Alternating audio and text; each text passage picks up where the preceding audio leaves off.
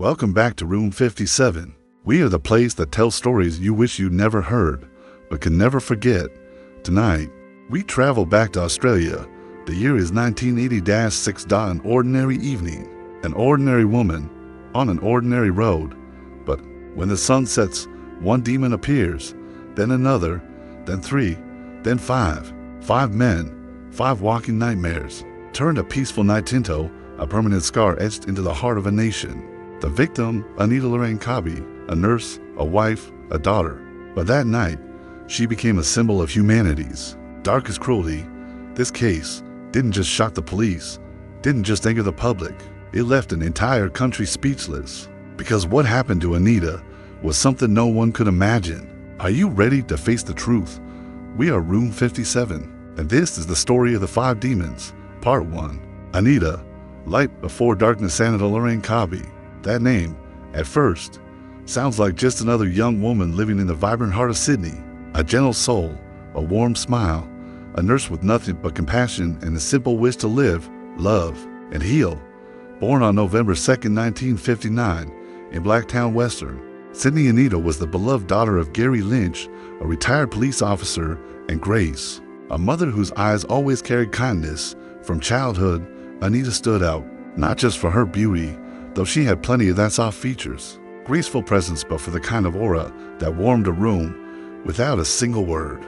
Those who knew her would say she listened with her eyes and with her heart, and perhaps it was that light inside her that made the darkness want to consume her even more. From beauty queen to guardian angel in 1979, Anita won the Miss Western Suburbs beauty pageant. But instead of chasing the spotlight, she chose a different path. She studied nursing. She didn't want fame. She wanted to help Dot to heal. Anita began working at Sydney Hospital. Long night shifts, emergency cases, screams of pain. The endless fatigue, it never seemed to wear her down. Colleagues said she had an unbreakable spirit. She'd sit for hours beside dying patients, holding their hands even if there were no words left to say, because she believed the worst death is the one that happens alone. A marriage fracture edge met John Cobby, a charming, handsome man, and they fell in love quickly.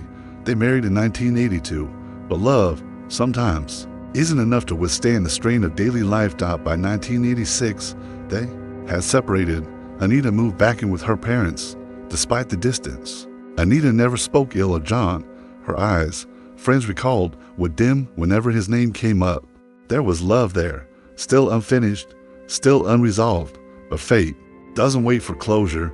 The final night, February 2, 1986. Anita finished a late shift at Sydney Hospital. She was tired but smiling when she left. Sometime after 9 p.m. she tried to call her father for a ride, but the public phone nearby wasn't working. So she walked alone over the kilometers in the dark, with only the sound of her footsteps on the pavement. She never made it home. A car crept behind her, a Holden Commodore. Inside, 5 men, 5 criminals, drunk, high, angry at the world. Looking for someone, and there she was, walking alone. Innocent. Perfect. The moment it all changed, they stopped. 2 of them jumped out. One grabbed her, another muffled her scream. She kicked, she fought, she screamed, but there was no one. No help. Just the sound of a car door slamming shut behind her, and for men laughing like jackals over fresh meat. The car sped into the night, leaving behind her purse, a torn paper, and a single shoe. That was the moment Anita crossed into a world where light does not exist. Room 57 whispers, you know, some people are born to heal, and others are born to destroy. Anita Lorraine Cobby, a woman with light in her eyes, had no idea that at that very moment, she had become the chosen sacrifice in a story of unspeakable horror. No motives. No vendetta. No reason. Just 5 demons who found an angel. And that night, they decided to kill the light. Coming up next, Part 2. The night she never came home. The descent into hell begins. Are you ready? We are Room 57. Part 2. The night she never came home. The night of February 2nd, 1986, Sydney was quiet. Families had gone to sleep. Streetlights flickered as if they were about to die out. And one car, a silver Holden Commodore, crept through the shadows. Inside, 5 walking corpses and 1 angel, about to be destroyed. A ride into hell after forcing Anita into the car. The game began. John Travers, the coldest of the 5, pulled a knife from his coat and held it to her throat. Scream again, and I'll slit your neck. The other's Michael. Murdoch and the Murphy brothers, Gary, Michael, and Leslie tied her hands and stripped her. Anita, trembling, begged them, please, don't kill me. But her words only made them more excited. The last field they drove to, a remote field in Prospect, no streetlights, no witnesses, no escape. They dragged her from the car. She tried to crawl away barefoot, wounded, but they grabbed her, and then, one by one, they did the unthinkable. She was raped, beaten, her face was shattered, her jaw broken. She couldn't scream anymore, just whimper. They dragged her through dirt and gravel, leaving trails of blood in the grass. Her eyes no longer pleaded. They simply stared blank, lifeless. What is the cruelest thing one human can do to another? Murder. No. Real cruelty is making someone feel every second of their death while fully awake. Her final moments near dawn. Anita was barely breathing. Naked, broken, unrecognizable. John Travers approached with a knife. He looked down at her, and with a single motion, he ended it. A deep slash severing her windpipe. Anita could no longer breathe. Couldn't see, couldn't feel. She was finally free. They left her body in the field, climbed back into the car, and drove away like nothing had happened. The body is found days later. A farmer walking by the field noticed a strange smell, something rotten, metallic. He approached and froze. A naked woman, face battered beyond recognition. Dried blood staining the grass. The police arrived. They examined the scene and turned away in horror. Anita had been tortured for hours. Her body bore bruises, cuts, broken bones, and one fatal slash across the throat. She didn't die instantly. She suffocated for almost an hour. Veteran detectives vomited at the scene. The first clue strikes from a Holden car, a broken ring, a strand of hair. And a torn piece of blood-stained cloth. When the media broke the story, Australia exploded. Outrage. Grief. Fear. This wasn't just a crime. This was a reckoning. Citizens marched in protest. They didn't just demand justice. They demanded blood. Unmasking the 5 months, an anonymous tip led police to a suspicious group of men driving a Holden. One name stood out: John Travers, a repeat offender known for violent behavior and sexual deviance. Police trailed Travers. They sent in a former associate named Paul to gain his trust. Over drinks, Travers began to brag. Yeah, we did her. All of us. She was beautiful. I was the one who slit her throat. That confession, recorded in secret, was all they needed. True justice doesn't begin in court. It begins with the rage of a grieving family, the tears on a mother's pillow, the silence of a father's stare. And a part to Anita Cobby never came home that night, not because she got lost, not because of an accident, but because she was caught by 5 demons in the flesh. They didn't need a reason. They didn't need motive. They just needed someone to destroy. Part 3. The hunt for 5 dimension. The body of Anita Cobby was found. Sydney stopped, and the whole of Australia held its breath. It wasn't just murder. It was the dissection of innocence, the slaughter of decency, a message carved in blood across the face of a nation. Someone had to answer for it, and the hunt had just begun. A case that broke detective veteran detectives from Blacktown were assigned.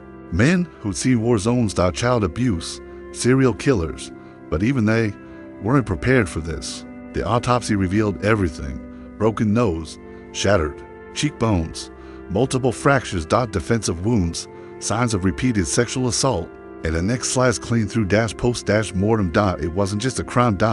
It was overkill, and it sent a clear message. These men enjoyed it. The first leader neighbor near the field had heard a car late at night. Saw 5 men, drunk, loud, violent. The car was a silver Holden Commodore, a vehicle often spotted in the hands of a known felon, John Travers. Travers had to record violent outbursts, animal abuse. He once bragged about slitting a calf's throat just to see the blood. Police picked him up for questioning, but Travers was calm, and the way he smiled, it wasn't human. They didn't have enough to hold him, but they weren't letting him go either. The bait is set. Paul has turned to Paul, a former friend of Travers. Street smart, reckless, but scared enough to help. They wired Paul, gave him a recording device. And sent him to have drinks with Travers. At the bar, Paul listened as Travers got drunk and arrogant.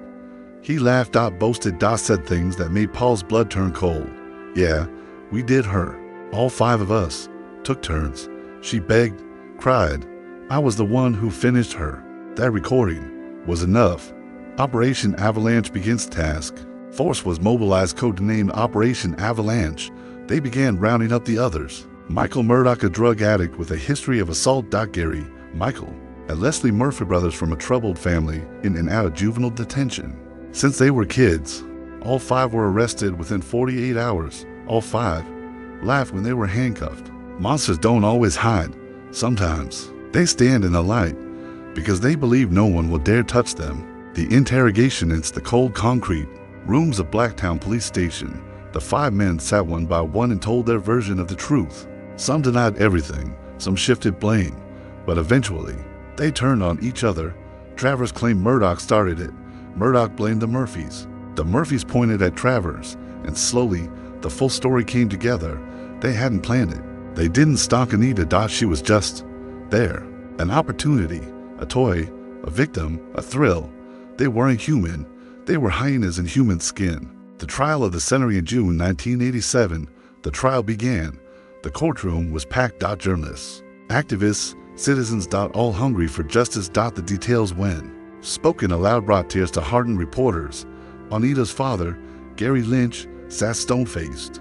But his hands, they trembled the whole time. The defense tried to plead for leniency, said the men had troubled pasts, said they didn't mean to kill, but the judge was not moved. To each of you, the judge said, showed not an ounce of remorse. Your actions were calculated, callous, and pure evil.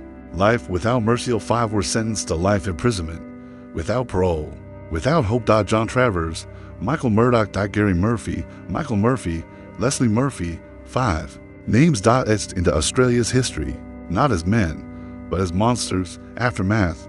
A nation on earth. Public wanted more. They demanded the return of the death penalty. Petitions gathered thousands of signatures. But the law stood. Life meant life. Anita's mother and father, Grace and Gary, dedicated their lives to supporting victims' families. They helped form the Victims of Homicide Support Group and spoke at schools, events, at forums about violence and loss. They never found peace, but they found purpose. People survive horror by forgetting. Others survive by fighting. The Lynch family chose the second because forgetting Anita was never an option. Room 57 reflects. What do you call a group of people so far gone? They find pleasure in suffering. Not killers, not criminals. Demons. Real ones. Not with horns or tails, but with eyes that never blink and hearts that never beat. They walked among us. And one night, they took a girl who just wanted to get home. They didn't care who she was. They didn't care what she meant. They just cared that they could die, and that should terrify us all. Part 4. Legacy and cultural impact. Anita Lorraine Cobby is no longer just a victim. She is a symbol, a scar carved into the heart of a nation. And her story, though brutal, is not just about death. It's about everything that came after. Because from the darkest of nights, some choose to light a flame. The Lynch family, turning grief into purpose, and Gary Lynch were not just Anita's parents. They became pillars of strength for thousands. After Anita's death, they could have disappeared, could have vanished into silence and mourning, but they didn't. They chose to speak. They stood before microphones, in front of crowds, and relived the horror again and again so that others might be spared. In 1988, they co-founded the Victims of Homicide Support Group, VOHSG, a safe space where other families like theirs could share pain and find a reason to keep living. They spoke in schools, appeared on television, and testified before Parliament. They were no longer just grieving parents. They were voices for the voiceless. Our daughter didn't die for nothing, Gary once said. If her story could stop just one person from doing harm, then she's still saving lives. Legal and social reform. Anita's murder sparked outrage on a level Australia hadn't seen in decades. There were nationwide protests demanding the reinstatement of the death penalty. More than 50,000 people signed petitions within weeks. The story dominated every major paper. It haunted dinner tables, classrooms, parliament sessions. Though capital punishment remained abolished, Anita's case pushed forward reforms.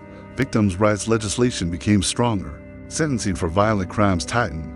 Victim impact statements, now standard in court, were shaped, in part, by the Lynx advocacy. Anita became the face of every innocent woman walking home alone, every parent's fear, every politician's wake-up call.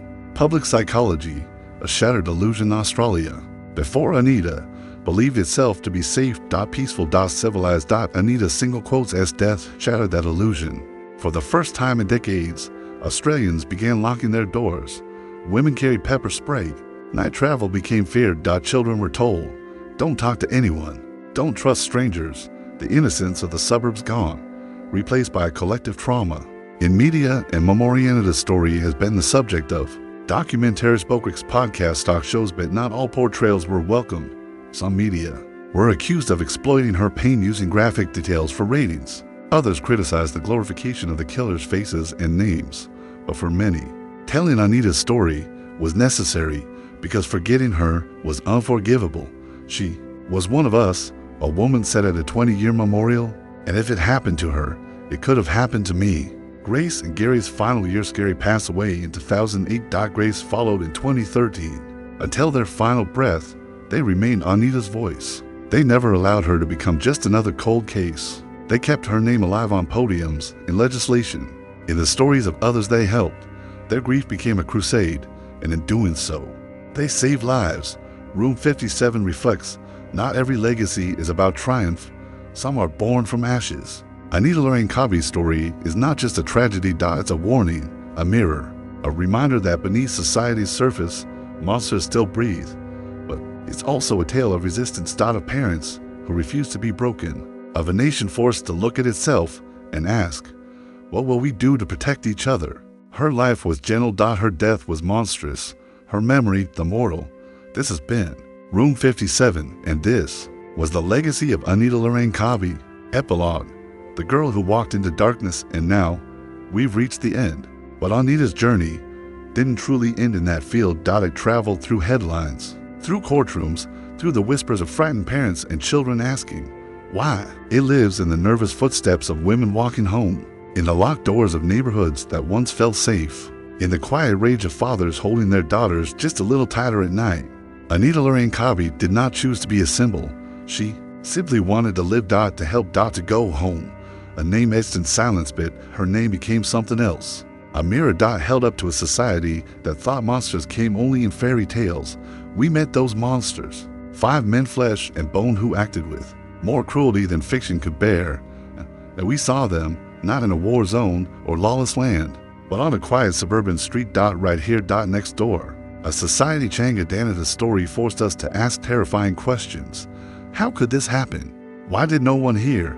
How many others never made it home? Her story sparked change, in laws, in minds, in how we talk about violence and who we become when faced with it.